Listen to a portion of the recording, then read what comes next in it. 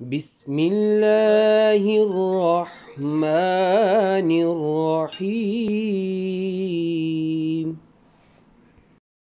نحمده ونصلي ونسلم على رسوله الكريم وعلى آله الطيبين الطاهرين وعلى أصحابه أجمعين أما بعد فأعوذ بالله من الشيطان الرجيم بسم الله الرحمن الرحيم چینل فہم قرآن و حدیث کے سلسلہ فہم حدیث میں خوش آمدید۔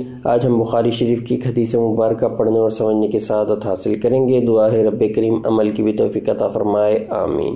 عن ابی ہریرہ رضی اللہ تعالی عنہ قال قال رسول اللہ صلی اللہ علیہ وآلہ وسلم من لم يدع قول الزور والعمل به فليس لله حاجة في ان يدع طعامه وشرابه او كما قال النبي صلی اللہ علیہ وآلہ وسلم۔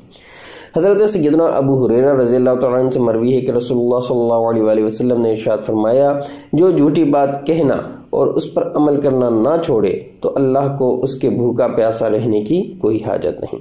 اس حدیث مبارکہ میں جھوٹی بات سے مراد ہر طرح کے ناجائز گفتگو ہے، جیسے جھوٹ، غیبت، چغلی، بہتان، تہمت لگانا، گالی گلوچ اور تلان تان وغیرہ، جن سے بچنا فرض ہے۔ روزہ ایک ایسی بدنی عبادت ہے جن کی برکت سے انسان خود کو ظاہری گناہوں کے ساتھ ساتھ باطنی گناہوں سے بھی بچا سکتا ہے۔ اگر کوئی شخص بظاہر تو کھانا پینا چھوڑ دے لیکن گناہوں سے باز نہ آئے تو وہ روزے کا مقصد حاصل نہیں کر سکتا۔ عمدۃ القاری میں علامہ بدر الدین عینی علیہ رحمہ فرماتے ہیں کہ جو بندہ روزے کی حالت میں بھی جھوٹی بات کہنا اور اس پر عمل کرنا نہ چھوڑے، جو کہ سب سے بڑے گناہوں میں سے ہے، تو اسے سوچنا چاہیے کہ وہ اپنے روزے کے ساتھ کر کیا رہا ہے۔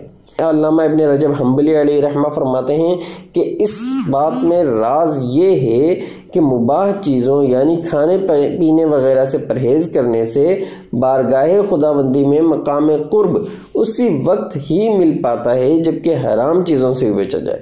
لہٰذا جو بھی حرام کام کرے اور مباح چیزوں کو ترک کر کے اللہ تعالیٰ کا قرب حاصل کرنے کی کوشش کرتا ہے، وہ ایسا ہی ہے جو فرض تو چھوڑ دے اور نوافل کے ذریعے قرب الہی حاصل کرنے کی کوشش کرے۔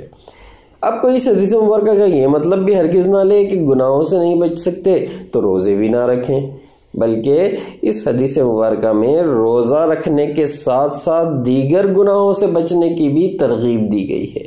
دعا ہے رب کریم ہمیں تمام صغیرہ اور کبیرہ گناہوں سے بچنے کی توفیق عطا فرمائے، آمین۔ زندگی نے وفا کی تو اگلی ویڈیو میں پھر ملاقات ہوگی، اس وقت تک کے لیے اللہ حافظ۔ السلام علیکم ورحمۃ اللہ وبرکاتہ۔